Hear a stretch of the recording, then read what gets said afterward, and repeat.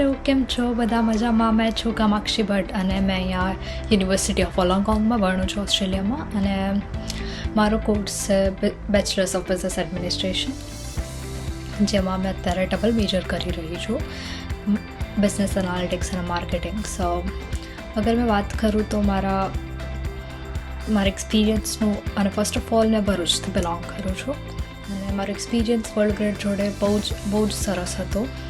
Like મેં પહેલાં 1 વર્ષ મેં ઓનલાઈન કર્યું હતું વર્લ્ડ ગ્રેડના થ્રુ, અને પછી અહીંયા આવી છું હમણાં, લાઈક મારું સેકન્ડ યર અહીંયા કન્ટિન્યુ કરવા માટે. સો અહીંયા બહુ બધી, અગર વાત કરું તો લાઈક એજ્યુકેશન સિસ્ટમ ને બધું તો બહુ ડિફરન્ટ છે અહીંયા, લાઈક આપણે જે અત્યાર સુધી ભણીને આવ્યા છે તે, અને બહુ જ ડિફરન્ટ છે કાઇન્ડ ઓફ એજ્યુકેશન સિસ્ટમ. કારણ કે ટર્નિટિન છે, અસાઇનમેન્ટ્સ છે, પ્લેગરિઝમ છે, સોલ્સ છે, મૂડલ, તે બધું બહુ અલગ છે આપણે જે અત્યાર સુધી ભણીને આવ્યા છે એના કરતાં.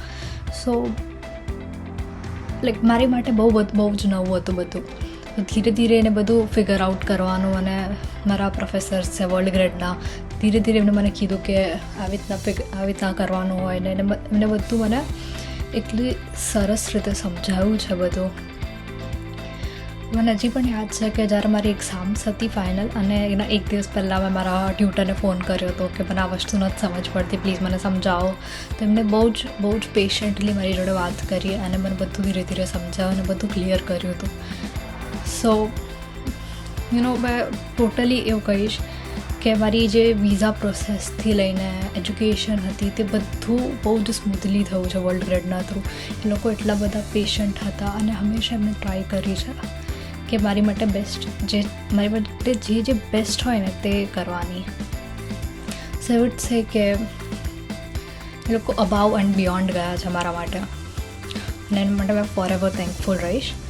સો આઈ વુડ સે કે વિઝા પ્રોસેસ કાફી સ્મૂથલી હતી, ને અહીંયા આવ્યા પછી મને બહુ જ બેનિફિશિયલ રહ્યું બધું, કારણ કે એ લોકોએ મને બધું જ કહી દીધું હતું કે મારે આ ડોક્યુમેન્ટ્સ જોઈશે, મને આ નીડેડ છે, મારે ત્યાં જઈને મારા પહેલાં સ્ટેપ્સ આવવા હશે.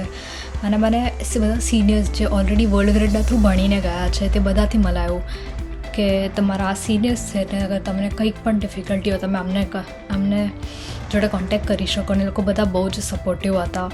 અને આજે પણ મારે કોઈ બી અસાઇનમેન્ટ હોય, લાઈક મારો જે મેજર છે તે મારા એક સિનિયર જોડે સિમિલર છે, તો અમે લોકો સેમ જ વસ્તુ કરી રહ્યા છે. તો જો મને આજે બી એમાં કોઈ પ્રોબ્લેમ હોય ને તો એમને કહું કે યાર આ અસાઇનમેન્ટ છે, મને નથી સમજ પડતી, એ લોકો મને ધીરે ધીરે કહે કે આવી રીતના કરવાનું. સો આજે બી અમે લોકો બધા મળીએ છીએ, બેસીએ, વાતો કરીએ છો, બધા સપોર્ટિવ છે એ હિસાબથી કહું તો.